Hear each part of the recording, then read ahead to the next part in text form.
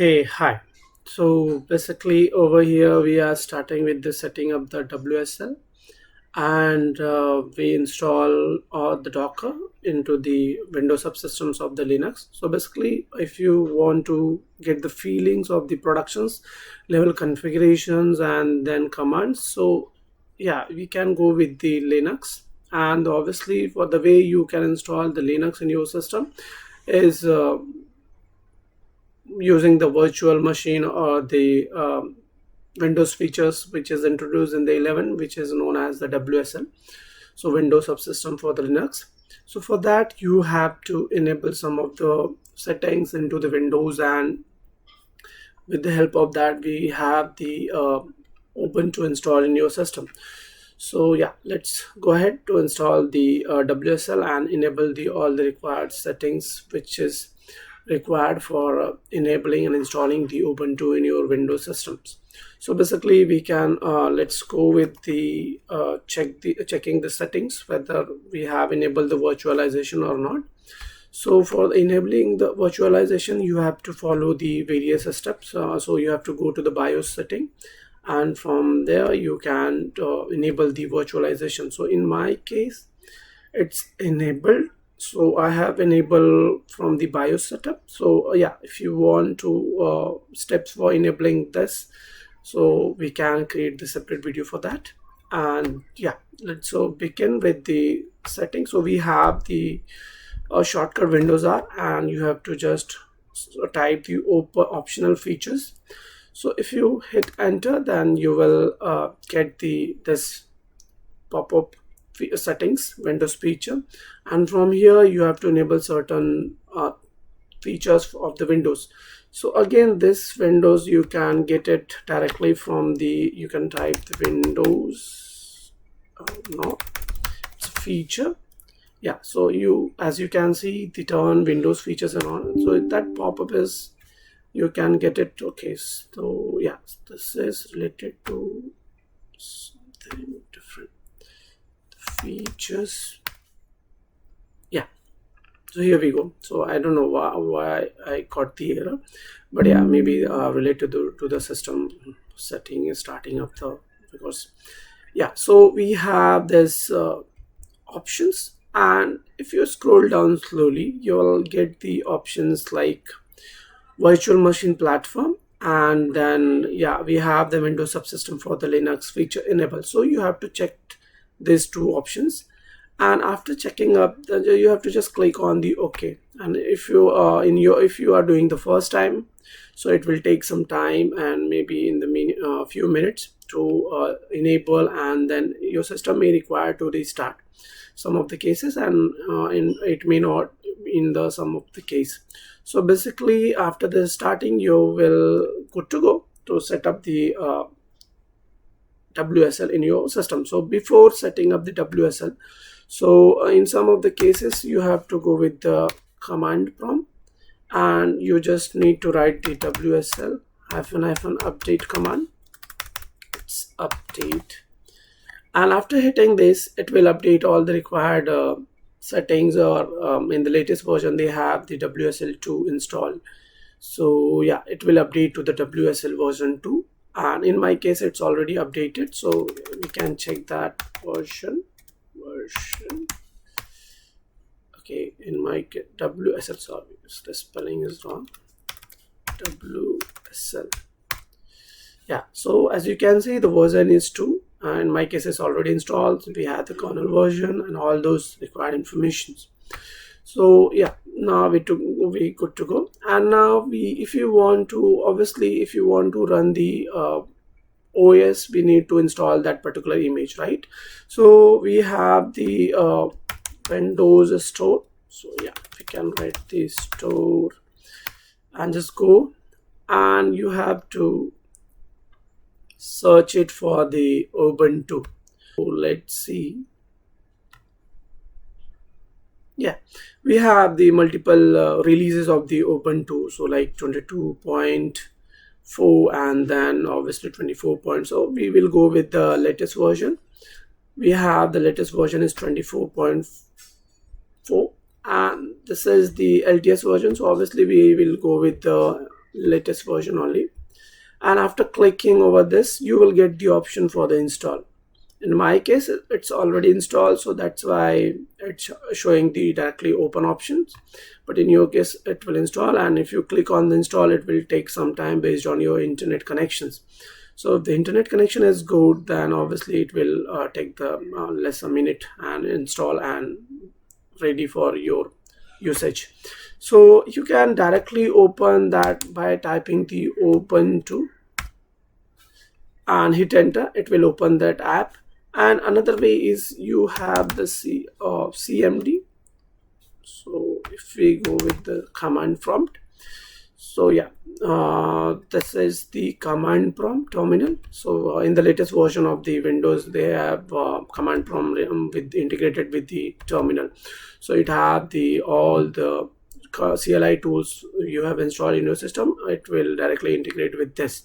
So you will get the options like if you want directly open the Ubuntu, just type and the search box Ubuntu, you will get the Ubuntu app. And you can directly open from here as well, and we have the option for the command prompt. So from the command prompt you can directly open. So this is a command prompt integrated with the terminal. So it is introduced in the Windows 11. So yeah, we have the all the options, all the IDE, all the terminal which we have installed in our system. It's directly integrated by default. So as you can see, just now I have installed that Ubuntu 24.0.4 LTS version. So this will appear in this, and after clicking this, it will take some time. So if you are clicking for the first time, it will download the image and setting up the all those settings, and it will ask for the password and username and the password for the root user. So yeah, remember that whenever you are providing the password, keep it in written somewhere so that you don't forget and you don't want to mess up with the password related issues. So obviously after the setup, you can see that we can have the flexibility of writing the all the Linux commands, like we have the ls, we have the htop. So yeah, we don't have the htop installed in your system, you can install with the help of the apt command. So yeah, as you know, the htop is something which is analyzing the process, which process is running, how much the CPU, what the core, all those things. And we have the default memory layout. So in my case, it's using the 7 GB of the RAM, and right now I'm not using any of them, so it's everything is available to me and I can use that. Okay, so let's get started with the let's get started with the setting up the Docker. So for the setting up the Docker, we have to follow the certain steps. And if you want to, if you are new to this to Docker technology, so basically Docker is something we can use in the productions and deploying the services, or if you want to host some applications, so you can use the Docker for that.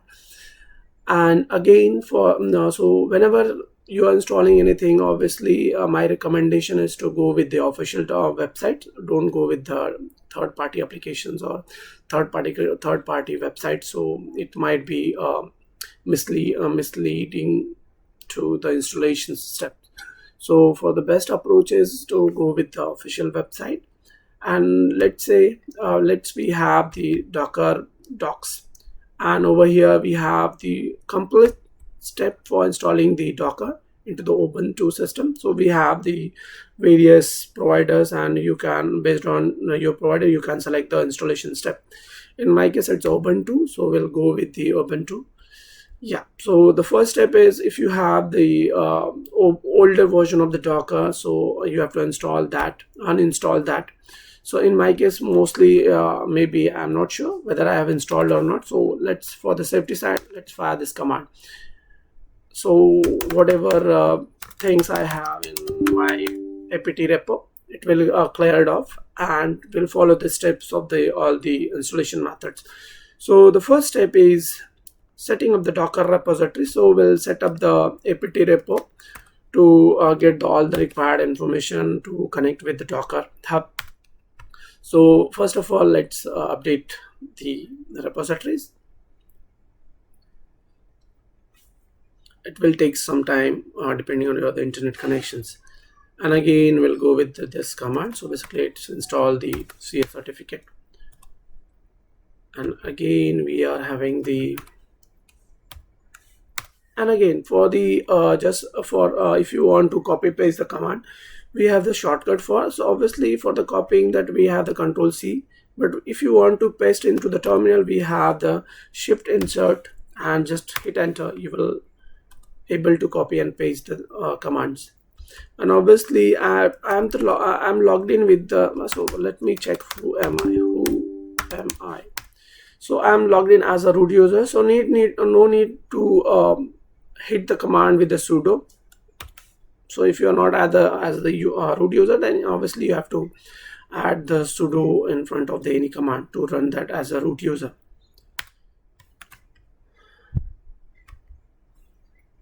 Now the next step is basically if you want to add the repository to the apt resources. So after hitting this, let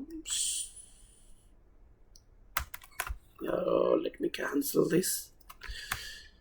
Okay, so again I missed out the and again before copy paste the command, please read out the complete flow and understand the command what it's doing. And obviously before understanding, then you are hit that particular command in your terminal for the security purpose. In my case, obviously I have to add this particular resource into the apt resources. So I have to copy the whole thing and then just hit enter, hit shift insert, and here we go. We successfully added into the apt repo. And after that, we have to just hit this particular command and we have to update the that apt. So it will fetch all the latest version of the information. So as you can see, we got this 28208 packages can be upgraded. So yeah, now it's upgraded, and again we can upgrade with this command. So right now we don't want to do that. So basically we want to install the Docker.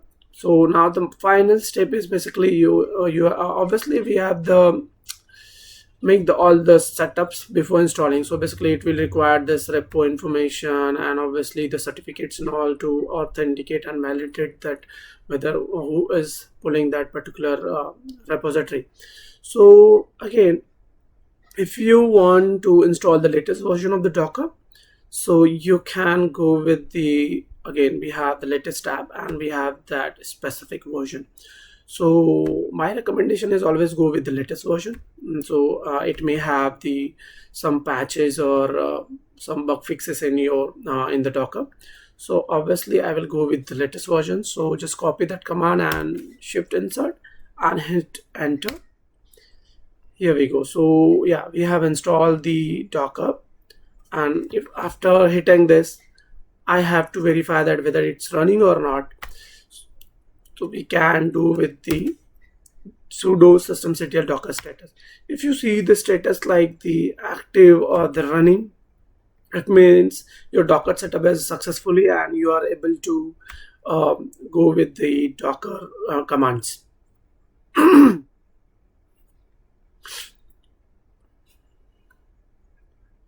So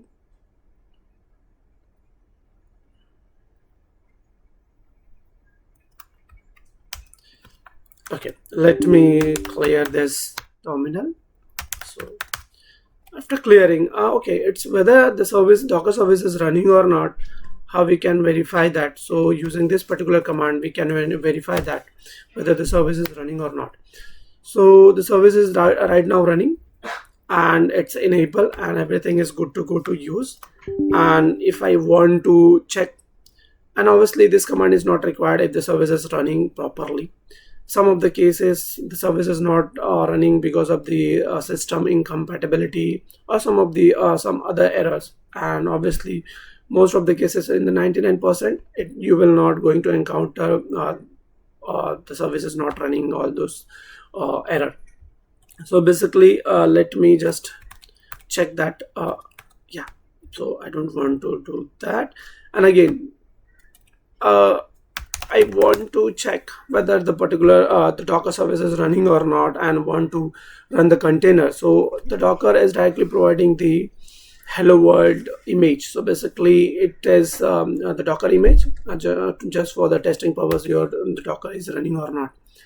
So after hitting this, if you get this, in my case, obviously the Docker image is already there in my system. So that's why the Docker hello, it directly printed to the Docker hello. But in your case, it will fetch that particular first. Initially it will try to fetch from the local. If it is not found in the local, it will directly pull image from the Docker hub. So this is something, if you see this particular message, it means you are good to go with the Docker. So let me check whether I am able to fire the Docker command. Yeah, great. So I am able to hit the Docker ps. So the Docker ps is basically the command is used for listing all the container which we are running into the current system. And again, in your case, you might get the permission error whenever you are writing the Docker ps. So try to run with the Docker sudo, or try to run with the sudo command. So this sudo means what? Obviously right now I'm running with the root user, and you may be running with some other user. Because of that, you will get the error. So if you want to encounter, or if you want to deal with such kind of scenario, then you have to add that particular user enter into the sudo group. And the sudo group is basically sorry, if you encounter any permission related issue, directly fire the command with the sudo, and I don't think so you will get the error. And still, if you are getting the error, then you have to add that particular user. And if you don't want to fire the sudo command every time whenever you want to fire the Docker command, then you have to add that particular current user into the Docker group. So whenever you are installing the Docker, it will create the Docker group. If it is not created, you have to create by your own. And the command for that is, we have the sudo user mode, yeah, the spelling is wrong, user mode -ag, that is group, and the group name is Docker. And if you don't remember the root username, then you can get it from the environment variable. So yeah, the way you can get it is that Docker $user. And if you hit enter, you will get the you will able to add that particular current user into the Docker group. And after that, you will able to fire the command without using the sudo. Yeah, in my case, I'm logged in as a root user, so that's why I'm not encountered that pattern, that kind of the problems. So yeah, great. So we got the Docker, and we are good to go to play with the Docker.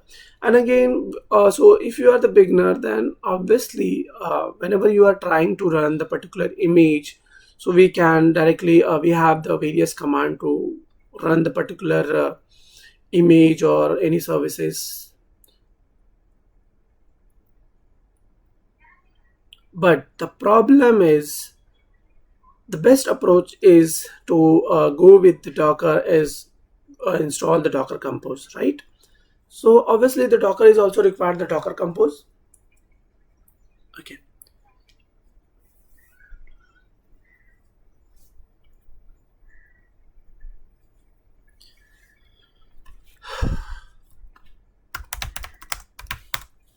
Okay, great. So we have installed the Docker, and we are able to run the particular command. So if you want to check whether do we have any images downloaded by the Docker or not, so I can check with Docker images. As you can see, initial setup, I have fired the Docker run hello world, right? So you can see that that image is already downloaded. So whenever you are running, let's say Docker run Tomcat, if I want to run the Tomcat and the Tomcat latest version, okay, latest version, it will pull the particular image from the Docker repo, and it will start running, and obviously the Docker image will pull out and it will keep running. So as you can see, it's downloading all the images, all the required things automatically. You need not to worry about how it's downloading and how things are going internally. You will get all the setting automatically. So again, the same thing if you want to do into the Windows, right? Here we go. As you can see, we are able to run that Tomcat without just a single command, right? But while in case of if you want to run that Tomcat in your Windows, what you can do, you will go directly to the Tomcat website, Apache Tomcat website, and you will download the zip file or the exe file, and you have to install it somewhere in your Windows.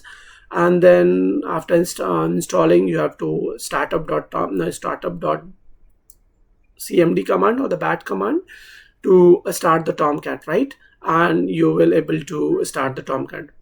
Again, all those things require a lot of patience. We have to install and then wait, and then and obviously download, install, all those whole procedure you have to do. But the Docker does it silently behind the scenes. So all the images we have into the Docker hub, and from that we can the Docker is directly pull that particular image and pull the image and run directly in your server, into the Linux server. So basically, let's check whether it's running or not. And so let me just open another terminal. So we have, let me check whether Docker, yes, whether container is running or not. As you can see, we are running the Tomcat container with the latest version. So when again, if you are not providing any version while running the command, it will take the latest version by default. And just now we have updated that Tomcat, and it's running on 808 port. And the image is name that container name is something, it's gibberish name, and it automatically randomly takes any name from the system. So basically, if I want to access this, so let me check the IP if config. Sorry, so for that I have to install the net tools in my system. Great. So it takes some time and it will install all the networking related tools. And again, I will write the Docker the IP config. I will get the IP address of my system. So again, it's a 172 dot something. So I will directly head over to the browser, and again HTTP, not the HTTPS, HTTP:// and then IP address 8080. Let me check whether I am able to access the Tomcat. Okay, I'm not able to access it. The reason behind it is it's running on 808 port, and then IP address is 172. Okay, the mask address is 172.22.30. Okay, why we are not able to access the running Tomcat onto the server? Because of the command. So basically, we have fired the this particular command. So we haven't specified the external port or the internal port mapping to specify. So obviously, if you want to access, so whenever you are running anything inside the container, it will access only within that particular container only. If you want to allow the access that particular port, or if you want to expose the particular port, so you need to fire this particular command.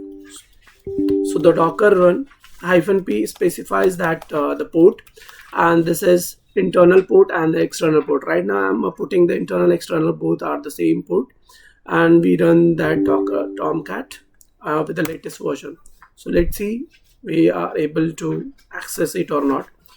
Yeah, so it's running successfully, and let me access it. Here we go. So at least we got the white label error. So at least we got the 404 not error page. So right now the Tomcat is running properly. let me go with the without port colon 8080,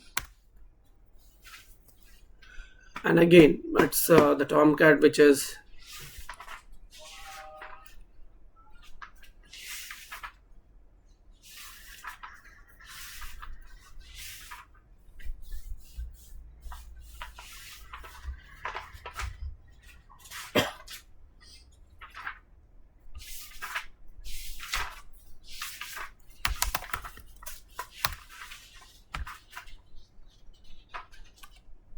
come on here.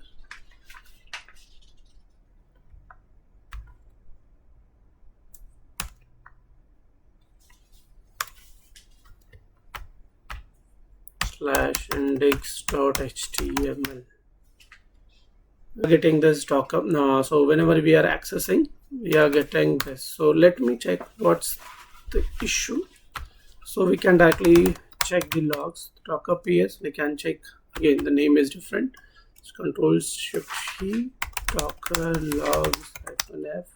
If you want to check the log, yeah. So things are running properly. Only thing, we have to provide your jar file or the war file to be deployed into this Docker, this particular Tomcat, and it will able to serve that particular page into the Tomcat. The way so obviously this is something we have to do with everything in the command. As you can see, whatever the things we have to write again in the command. And if you want to mount, or if you want to mount any volume, you have to provide into this particular command.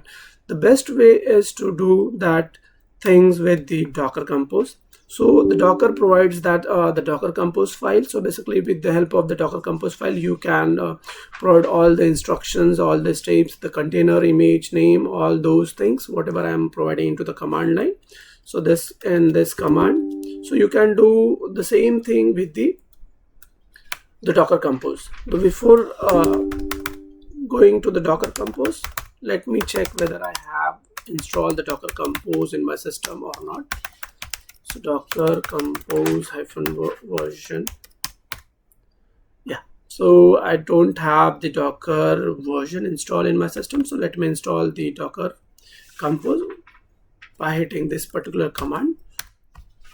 So again, it will install the latest version of the Docker Compose, which is available into the repository. It will take some time. Here we go. So Docker -compose -version. Yeah, great. So we got the Docker Compose installed in our system. And if you want to go with the setting, the same thing, right now I have done with the Docker Compose. So I can do with the done with the Docker command. I can do with the Docker Compose. So let me vi Docker -compose.yml file, and it will start with the version. So first we have to go into the edit mode, and we have the version 3 right now we are using, and we want to run the service, right? The Tomcat is as a service, right? So the services section, inside that we have the Tomcat, the name of that particular container or the service name, we can say. And then we have the image section. So which image you want to run this particular Tomcat. So I will try to run the Tomcat version 9.0. So the reason for, you can choose any version, and we have the container name. We have the Tomcat _ server, and on which port you want to run this port Tomcat.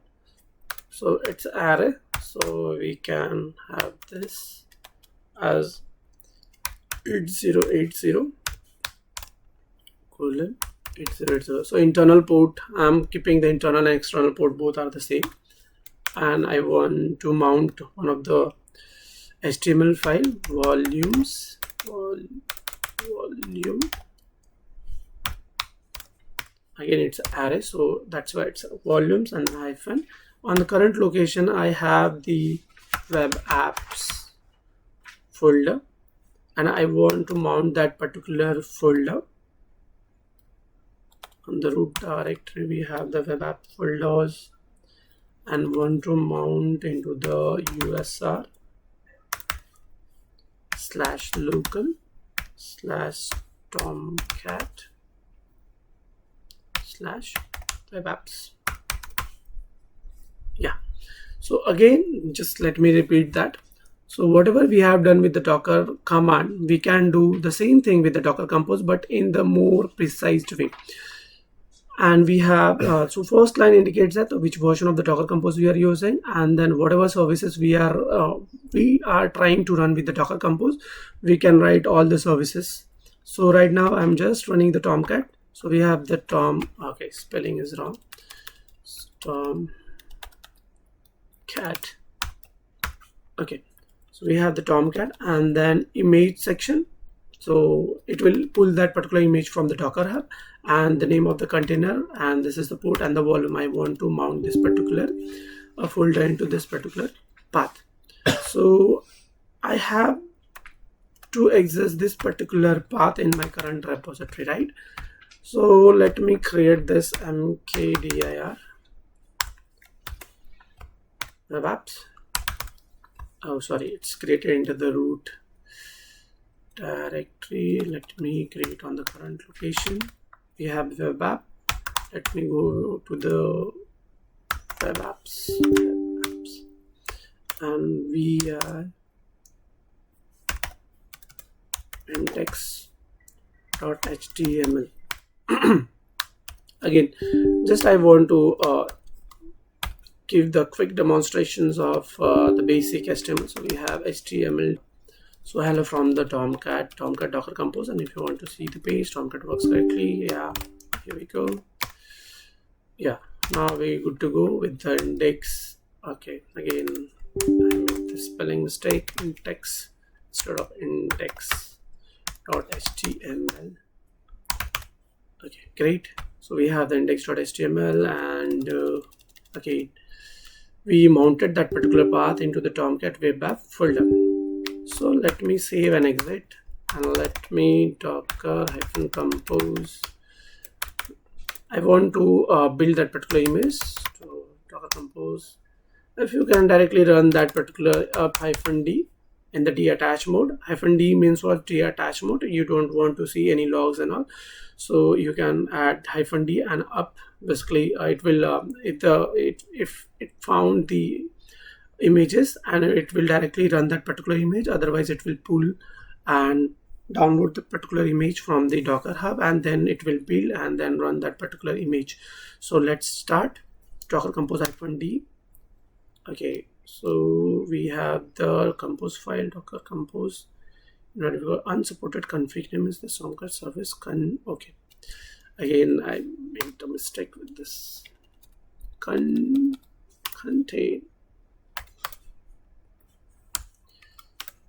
Container. Let me try this once again. Unsupported config. Okay, again, spelling mistake. Yeah, it's ports, not the port. So ports.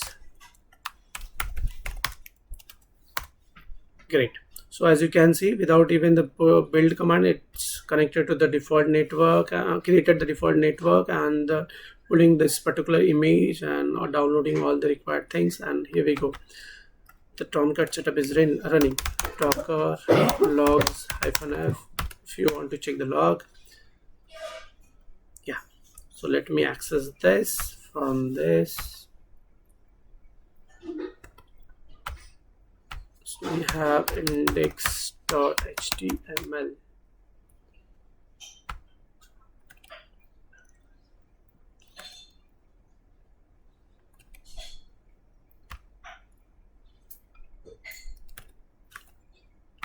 Okay, still we are not able to access the index.html. Let's find the reason, whether we are able to successfully mount that particular repo or not. So docker exec -it and then container name, and we want to do the sh. So basically this command, what does this command basically? So this command will go inside the Tomcat server and running container, and we have the access into this. So we have this cd web apps. Great. So it means that, let me check the present working directory. So this is my working directory, and I got that index.html and this particular folder. As you can see, we have mounted that particular index.html. So before checking, let me check the content of the HTML, whether we have our own. Yeah, so this was the content we have written in our the local system, and it's also successfully mounted into the container.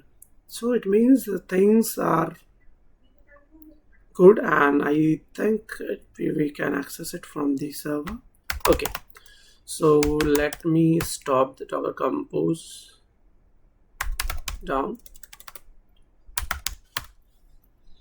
So again, we have only one Docker Compose file. That's why I directly write it down, the Docker Compose down. It will take the first file and it will stop the container.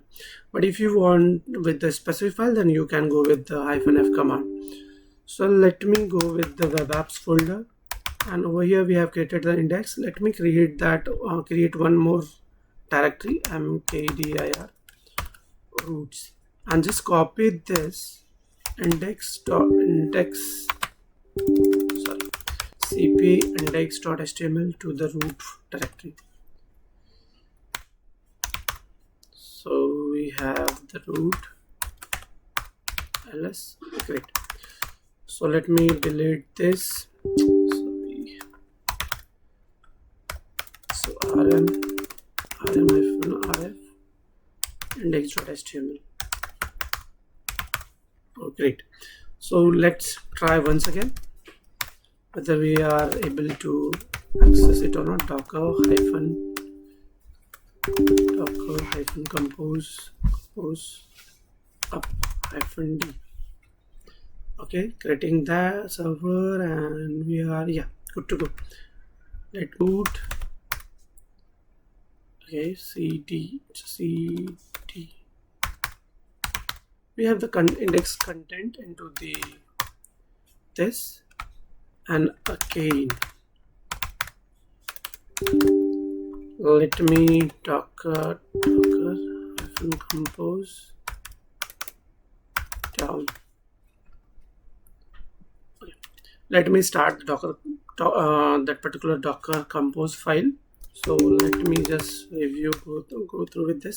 So I don't think so anything wrong with the Docker Compose file. So whatever things we have done is still now so good. Only the problem with the file is something web app folder.